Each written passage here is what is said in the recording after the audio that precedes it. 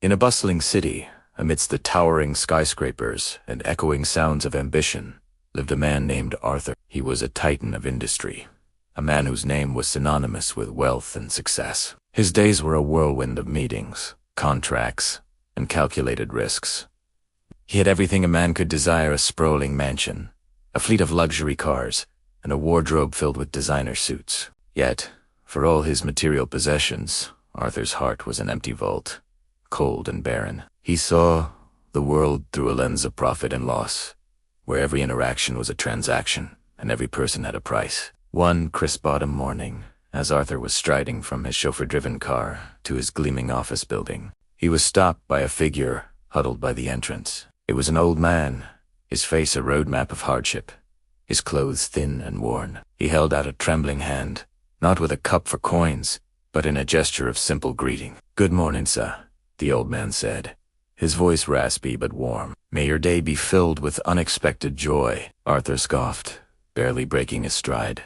"Joy doesn't pay the bills, old man," he retorted, his voice dripping with condescension. He brushed past, the scent of his expensive cologne lingering in the air long after he had vanished into the marbled lobby. This encounter became a daily ritual. Every morning, the old beggar, whose name was Samuel, would offer Arthur a heartfelt blessing. "May you find a treasure more valuable than gold," he'd say one day. "May your heart feel the warmth of 1,000 suns," he'd offer the next. And every morning, Arthur would meet these blessings with a cold remark or a disdainful glare, his heart sealed tight against any form of kindness. Arthur's business partners often witnessed these exchanges. "Why do you even acknowledge him?" one asked. "He's just a beggar," Arthur smirked.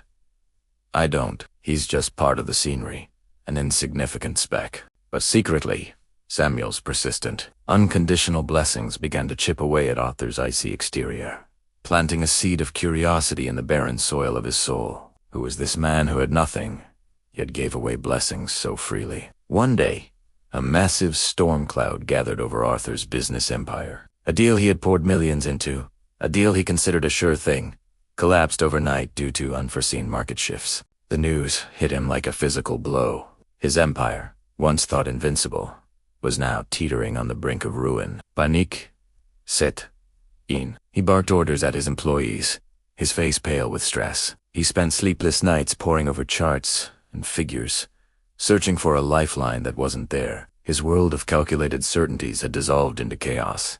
The next morning, Arthur walked to his office, his usual confident stride replaced by a weary shuffle. He felt defeated, stripped of his power and prestige. As he approached the entrance, he saw Samuel in his usual spot. Arthur braced himself for the usual blessing, a gesture that today felt like a cruel joke. He expected to feel anger, but instead, a wave of profound emptiness washed over him. Samuel looked up, and for the first time, Arthur truly saw him. He saw the deep-set lines of worry, but also the gentle light in his eyes, a light that seemed untouched by his circumstances. Samuel didn't offer his usual cheerful blessing. Instead, he looked at Arthur with genuine concern and said softly, "So you look like you're carrying the weight of the world.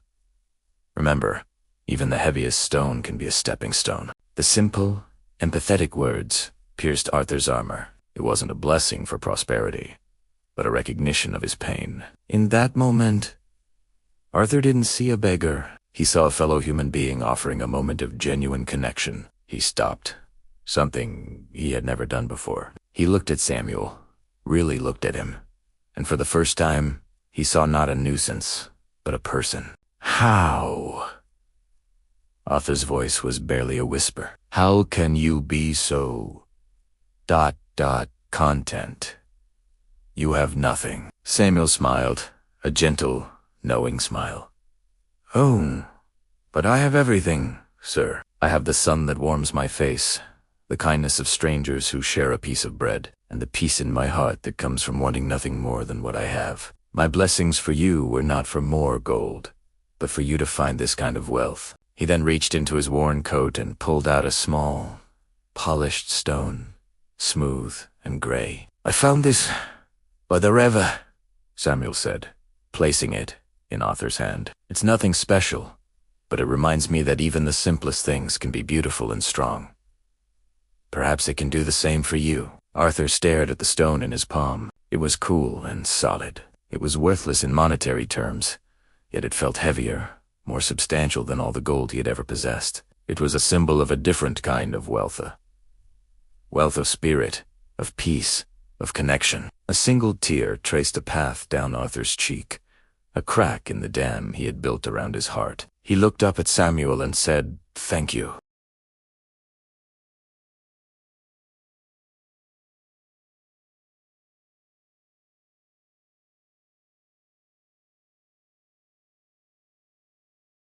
He watched children play.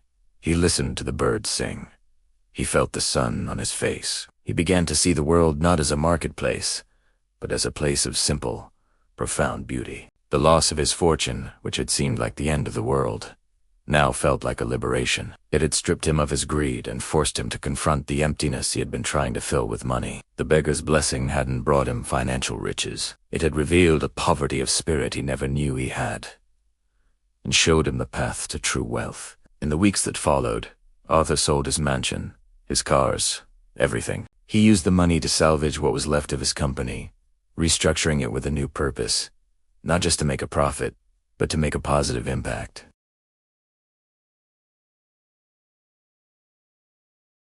He never saw Samuel again.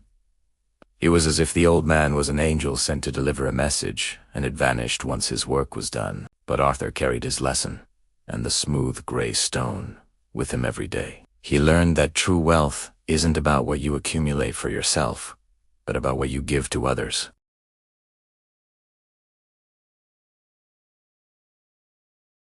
If this story resonated with you, please like, share, and subscribe for more deep life lessons.